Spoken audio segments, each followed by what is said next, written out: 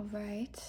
So my name is Gracie, and my final project is about ancient goddesses in ancient societies and the gendered origins of beer, and how these religious figures gave women the opportunity to dominate the brewing industry in these really early times. And so I wanted to originally base my project in more like modernity. I wanted to go around Milwaukee and try and find female brewers to interview and see, what made them want to go into the brewing industry, and what, the effect the industry has had on their lives, especially as women, because it is such a male dominated space now.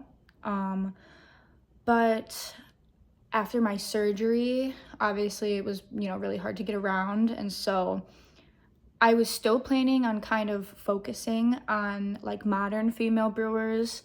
But I didn't really get any responses from the people I reached out to. I reached out to Third Space.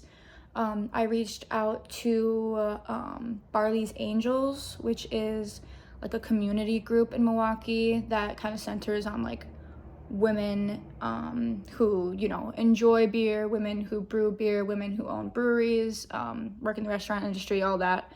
And after not getting responses, I just kind of figured, okay, maybe I can still find a way to create my project around influential female figures in brewing. And so as I continued on with my research process, I wanted to start from the earliest times. And so I stumbled across, all these goddesses and ancient religious figures, female figures who had such an influence on, how people brewed, how people drank, how, people celebrated. And I just found myself, not really being able to move past that. And I never really knew that they had this kind of pull. And so I decided kind of last second that I wanted to just focus on these figures. So yes, my my project is titled Brewing with the Divine, Goddesses and the Gendered Origins of Beer. In my preface, I just kind of talk about what my project seeks to illuminate. So I wanted to highlight the foundational influence of these brewing goddesses and the women who followed in their footsteps, shaping one of humanity's oldest traditions, which is beer, brewing, drinking. And by tracing the legacy of these female brewers from ancient ritual to modern craft, I hope to also explore how shifting gender roles in brewing reflect broader social transformations across time. And so in honoring these kinds of goddesses who first inspired fermentation, we can reclaim a rich and often forgotten history, one brewed by women, both mortal and divine. For my guiding question, I decided to choose work. So who was making the beer and the raw materials in a given time and place? What does that tell us about broader social formations, and under what conditions are they working? So I'm just gonna kind of briefly go through this for a minute here. The first goddess that I stumbled upon was Ninkasi. She is probably the most influential of all of the brewing goddesses. One of the most impactful things that her worshipers gave to their communities was the hymn to Ninkasi, and it was an ancient Sumerian song dedicated to the goddess, and the lyrics reflected an easy way to remember the process of beer brewing. So the lyrics will tell you how to harvest and ferment and celebrate, which I thought was really interesting. Some of the other goddesses were some ancient goddesses here. an African goddess, a pre-Columbian indigenous goddess that I found really interesting.